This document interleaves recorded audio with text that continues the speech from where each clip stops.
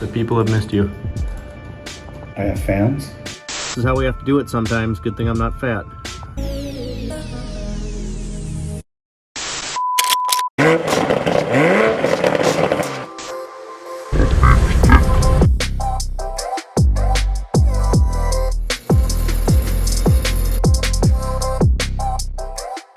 Good morning, guys. So we are walking over to the shop right now. It's foggy out this morning. Forgot the memory card, so I'm getting my steps in today. Today's agenda, we're going to go over, we got a few big ticket items that have been sold in the shop recently. One on an older Jeep Rubicon and another one on a Toyota Tundra. Toyota Tundra is a little unique, so we'll get there. Additionally, we got some busy work stuff to do today, so we'll go over some of that. Just figured I'd take you along on some of these customer repairs, so let's get into it and show you what we got. Alright, so first we're going to get this Tundra out of here for right now. Joys of one stall. You can see, as always, I made a mess. We got picks and pry bars and Icon tool sets. Couldn't get the hood of this thing open. It was all boogered up. So yeah, that was fun yesterday. Let's get this thing out of here for now. We'll talk about it in a little bit.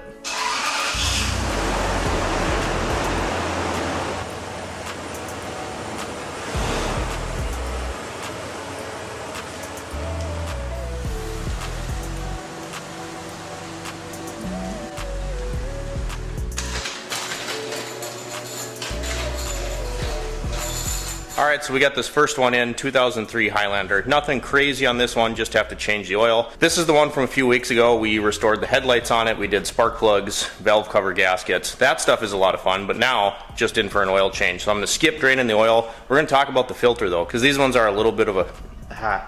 Sometimes I just say stuff and it doesn't sound right. So I won't bore you with that. We're going to raise it up, drop the oil, and then we're going to talk about the filter just a little bit, because these ones can kind of be a pain. There it is. Told you we're not going to bore you with that. The oil's just doing oil things.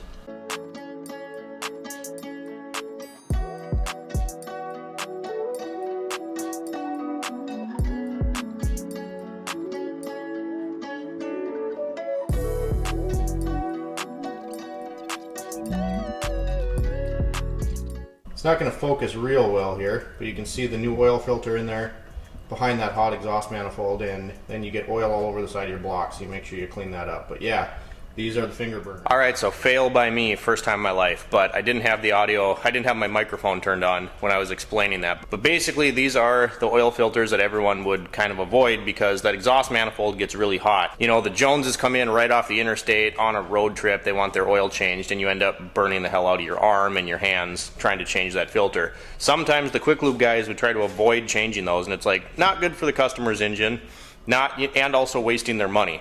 So don't be a hack, don't do that, but you know, these can be tough, so make sure you wear a glove if you have to, be careful. Right now, this exhaust is nice and cold. Car was dropped off last night, so we're good to go. Alright, so we got the Highlander taken care of. That one's ready to get picked up. This Rubicon behind us we'll talk about. We put together a quote the other day for about $2,700, so we'll show you kind of what we're waiting on for parts and what we got to do to get that done. When we get back from Toyota, we have to finalize a quote and pick up some parts. We're going to go look at that silver pickup down there, talk about the wheels. We're potentially going to be painting those, and then we have to do an oil change on that one as well. Alright, so we're in the Acura right now. We're headed to Toyota. I have to finish a quote. We're going to talk more about that Tundra a little bit later today, but there's a TSB to replace the secondary air injection pumps on that one. That truck is a little unique, being it's kind of a split year. It's got a 2UZ, which is the 4.7. So we'll talk about that a little bit in the rest of the quote for that vehicle. The other thing we have to do is pick up a set of spark plugs. Toyotas, for whatever reason, I'll tell you this right now, if you have an older Toyota and you're changing spark plugs, plug wires, they do not like anything other than Toyota plug wires. I don't know if they're Denso, you know, I think Denso makes them, but you want Toyota plug wires or they will not run right. Don't go to O'Reilly's or Napa and pick up just any brand plug wire, because you're going to have problems. So we're going to head to Toyota, get our quote done, then we'll meet you back at the shop. We've arrived, and look at Dalton's 4Runner. I think you need some bigger tires there. Dalton! That is quite the lift kit. Dalton! Everyone, the three of us in here, just Todd is not here. You need some bigger tires. I know, right? I miss cocaine. What did you just say? I miss cocaine. Where's my parts? I know. I'm gonna have you make sure this doesn't bounce first, and then I'll get you your parts. The people have missed you. I have fans? Yes. Wow. I miss them too. I would like some offerings or some tributes or something. Well, you get some of these tickets right, and we'll talk about it. Oh, tickets right. Seriously. What tickets? We got the goods. here we go. That's all we needed. We got our quote in our pocket. Had to harass Dalton about his Highlander. I'm just playing, it's a 4Runner. So we got the Jeep here. We'll come back and talk about this. This is ours. That's unfortunately ours. Do an oil change on this truck really fast, and then we're going to talk about the wheels that are in the back. That could be an interesting project. I got everything out here. We're doing this outside. One stall in the shop. I got another one coming in for an inspection. Sometimes it's just easier to coordinate things this way. I got a pad, so it's not going to be too bad. So we'll get this oil changed. We'll talk about the wheels. So we're on the ground. You can see this one's pretty accessible. This isn't my favorite way to do this, obviously, but like I said, we got another one coming in, so I just want to get this done. It's sometimes a little easier. I don't know when that guy's going to show up. So small shop problems, you know, this is how we have to do it sometimes. Good thing I'm not fat. All right, so we got the pan set up. Our normal one doesn't fit under here. So like I said, not ideal, but not the worst thing either. It's going to make our life a little bit easier just to get this out of here and not have the hoist tied up for, you know, as soon as I put it in there and set the hoist, then the other guy would show up. So we're just doing it here. Don't have to, but I think it's easier. Nice, all over my hand. I like it. Let that filter drain. Try not to make a mess. I'm starting to wish I would have done this on the lift. All right, so we got the oil change done on the Sierra. We're gonna talk about this wheel here in a second. AJ just came over from Midtown Heating and Air, dropped off one of his HVAC vans, so we got a laundry list of things on this. It's been busy, you guys, which is a great problem to have. And in this business, I've noticed this, you know, it's like when it rains, it pours. Again, is a great problem, but it's like you might be kind of slow, steady for a while, and then you get slammed. Then you might have like 3 days where there's nothing to do. So you just really learn how to kind of manage your time. You have to balance these things. We only have the one stall over there, so it makes things a little bit challenging. But right now the cost ratio, you know, my overhead is super low, and we're looking to purchase a property where I can live and have the shop at the same location. It's gonna be a little while, so we're just gonna hold our own out here. You know, if we gotta do some stuff outside, that's what we gotta do for a while. Anyway, let's flip you around and talk about this wheel. All right, so here's this fuel wheel. This customer had reached out to me, and you can see where it's kind of anodized here. This red is coming off. He just bought these wheels and he wants to put them on this truck. He got a quote to get these powder coated, and it's about 250 bucks a wheel. You know, that's a process, you guys. So he asked me if we could paint these, and what we'd have to do, I told him he's not going to keep these tires on. Get the tires on that you want, because there is a chance, obviously with paint, that you can chip it. Powder coat too, it's just a little more durable, but we'd have to sand all this up, prep it really good, and then we can mask off on the tire and we could paint these. He wants it just in a black, so we could use a nice automotive grade enamel and then do a 2K clear over the top. And I think, you know, that would look really good. We could get that done for about a fourth of the cost of doing powder coat on these, and it's just, you know, it's just money he doesn't want to spend right now. And would that be more durable? Yes. But at 250 bucks a wheel, plus he already purchased these, I can understand where he wants to go the paint route. It is currently the next morning. You got to see some of that chaos yesterday. We got the Ford Transit Connect. I have to go through the files that the customer sent me. He has a whole laundry list of things he wants looked over on that. We're going to talk about the Tundra still, talk about the Jeep. Parts for the Jeep actually just showed up. They're right behind me, so we'll flip you around, go over some of those quick. All right, so here's some of the parts for the Jeep. Just showed up. We got ball joints for both sides. We have U-joints for the axles, spark plugs, oil pressure switch, and some axle seals. Under here, this is a whole new front drive shaft. We'll talk about that in a minute. Like I said, we're not pulling this thing in right now. We got the one stall. We have another car that's coming in a little bit here. So again, struggle with one stall.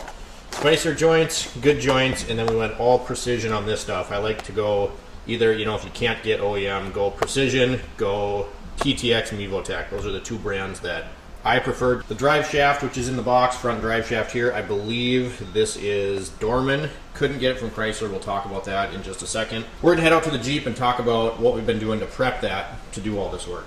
So we're heading out to the Jeep here. I got the secret juice. We're gonna talk about this in a second. So there she is, 2003 Wrangler. All right, so we're underneath the Wrangler, and you can see straight axle, of course. And if you look up here in this U-joint to the knuckle, so the U-joint is essentially the same as the U-joint you would see on a drive shaft. So that guy had some play, and you can see it looks like this has been soaked, and that's because it has. So this is a mixture of acetone and automatic transmission fluid. Makes a really awesome penetrant. It's in a glass jar because acetone eats through plastic. So I've been pouring this mixture into a spray bottle. So I've been coming under here soaking this stuff because waiting for parts, of course, and I want to give myself every bit of a chance to get these ball joints and those U-joints out as easily as possible. It's a little windy out there, so I came in just to kind of explain what we found on the Jeep a little bit. Again, this is acetone and ATF in a glass jar so that the acetone can't eat through stuff. I just give it a shake like this, put it in a spray bottle. That works phenomenally well as a penetrant. Yes, of course, you could use the squirrel piss of your choice. You could use Croil, you could use PB Blaster, whatever. This is just something I found that works really well. This Jeep is really rusty, so I wanted to give myself every advantage that I can. Of course, we might have to bust out the acetylene torch, whatever. So that's that. When that Jeep came in, I took it for a test drive. You could not go over 40 miles an hour without that thing just vibrating you out of the seat. So I brought it back, and in my mind I'm thinking, is this the drive shaft? Is it the U-joints in the front axle? I was hoping it was the drive shaft, because the U-joints in the front axles of those older Ram pickups, they're a complete pain in the butt. I hate doing them, and I was like, hopefully it's the drive shaft. Well, it ended up being both. Here's the drive shaft. So I quoted all that out. The interesting thing on this was with the drive shaft, in the back of the front drive shaft, there's a cardan. I always pronounce it wrong. Cardan, C-A-R-D-A-N. It's a joint. And I was like, okay, reached out to Chrysler. Does anyone just put U-joints in these things? They said, no, we replaced the drive shaft. Great. How much is a drive shaft? Chrysler had it discontinued, unavailable. They give me a dormant part number, but Chrysler sells that front drive shaft for over $1,300. Yeah, so it's not a cheap piece. I ended up putting this guy's quote together. I was like, okay, look, if we're doing it, drive shaft is expensive. I ended up finding one. It's about $900. But drive shaft, and then if we're doing those U-joints in the front axles, I'm doing the ball joints, I'm going to do the axle seals, all that stuff as long as we're in there. His quote was about $3,000. He said, go for it. So great. Okay, I mean, we got a lot of parts here. We just showed you all those. Get quality parts for this. I honestly wouldn't use Master Pro, you know, whatever, because you don't want to do this again. You really don't want to do it again or run into tolerance issues, anything like that. So yeah, that's the Jeep, guys. It's been crazy around here. Let's go out next. Last one we got to talk about is the Tundra. It's a little windy. We're going to do our best here. There's the Tundra. That's the van we were talking about. So this one's on the list too.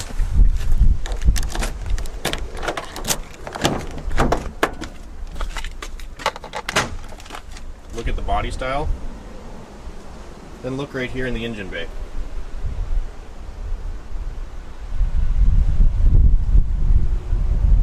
So this Tundra was kind of a split year. 2007, 2008, I believe, being the only 2 years of this. You still had the 2U ZFE, the 4.7 liter V8, which is equipped with the timing belt. This is, in my opinion, the best engine that Toyota ever made, probably the best V8 that's ever been made. These things just go. For a little context and proof on that, when I was at Toyota, I had 2 customers with these, older body style truck, but with this engine, and they had over 600,000 miles on them. Rural mailmen.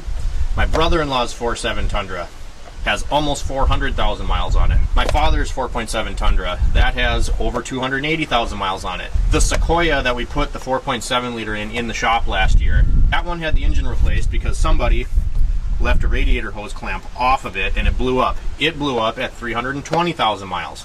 I digress. This is kind of a split year on this truck. There weren't very many of these that had this 4.7 in this body style. The 4.6 is a great engine, the 5.7 is a great engine.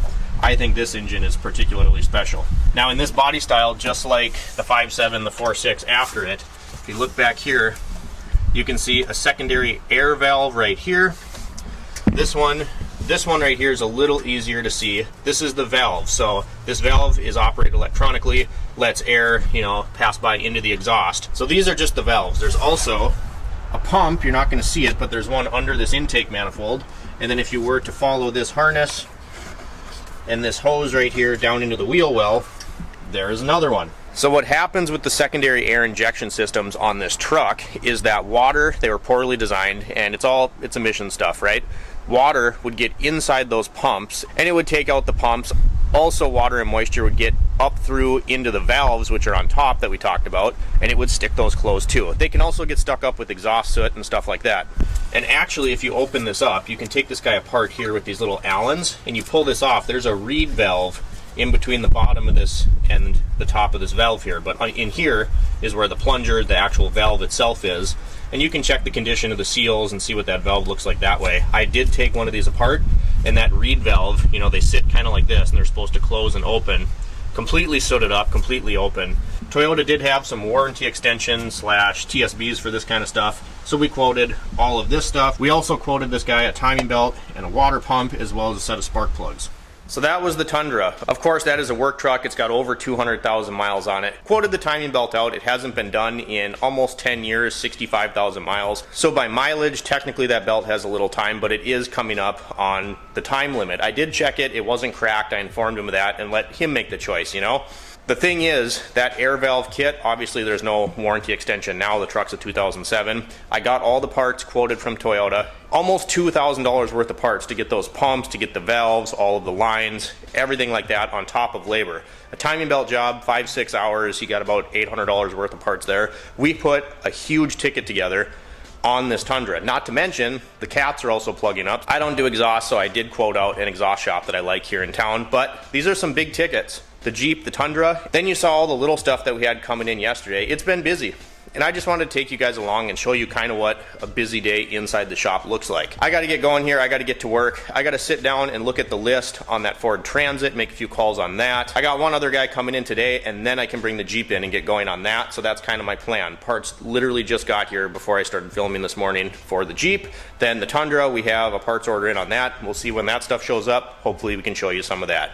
If you guys enjoyed today's video, just coming along kind of for a day in the shop, a day at work, drop me a comment down below. Like and subscribe if you have not already. And as always, thanks for watching. We'll see you next time.